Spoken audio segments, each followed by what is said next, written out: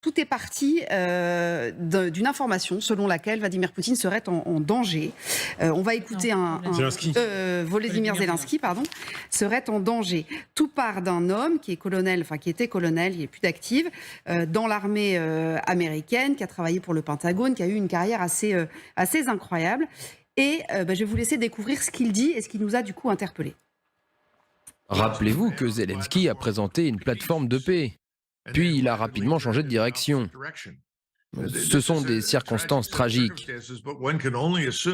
Supposons que Zelensky fasse ce que les gens de Londres, Washington et probablement Paris veulent qu'il fasse. On me dit qu'il doit être gardé 24 heures sur 24, 7 jours sur 7. Il y a beaucoup de discussions en Ukraine au sein des forces ukrainiennes pour se débarrasser de Zelensky.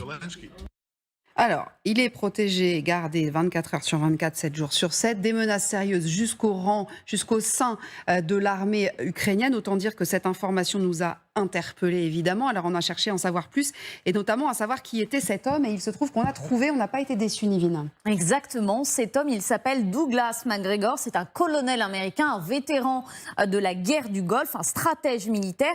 Et c'est surtout l'ancien conseiller principal de Donald Trump pour les questions de défense aux États-Unis. Il est surtout connu pour être l'un des intervenants récurrents de la chaîne Fox News. Comme vous le voyez ici, il a été très souvent interviewé par le très décrié Tucker Carlson. Et le moins que l'on puisse dire, eh bien, c'est qu'il partage un discours ouvertement pro-russe. Selon lui, les forces russes, eh bien, au début de la guerre, elles ont été trop gentilles. Et lorsqu'on lui demande si finalement les États-Unis doivent rester en dehors de cette guerre, qu'il faudrait simplement laisser la Russie prendre la partie du territoire de l'Ukraine qu'elle souhaite prendre, sa réponse est tout aussi claire. Absolument.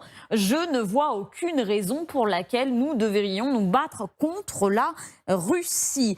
Pour lui, cette guerre n'a pas été déclenchée par la Russie. La Russie nous a supplié de ne pas laisser l'Ukraine adhérer à l'OTAN. Nous avons ignoré la Russie.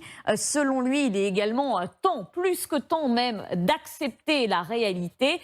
Et neutraliser l'Ukraine, ce n'est pas une mauvaise chose. Une Ukraine neutre serait une bonne chose pour nous, mais également pour la Russie. Cela créerait le tampon souhaité par les deux pays partis. Alors évidemment, il est pro-russe, il est également pro-Poutine, c'est évident. De lui, il dit ceci: nous devons être reconnaissants que Poutine fasse preuve de retenue. Ce n'est pas quelqu'un qui cède aux émotions, Dieu merci. Ici à Washington, on est gouverné par beaucoup d'émotions et ça m'inquiète.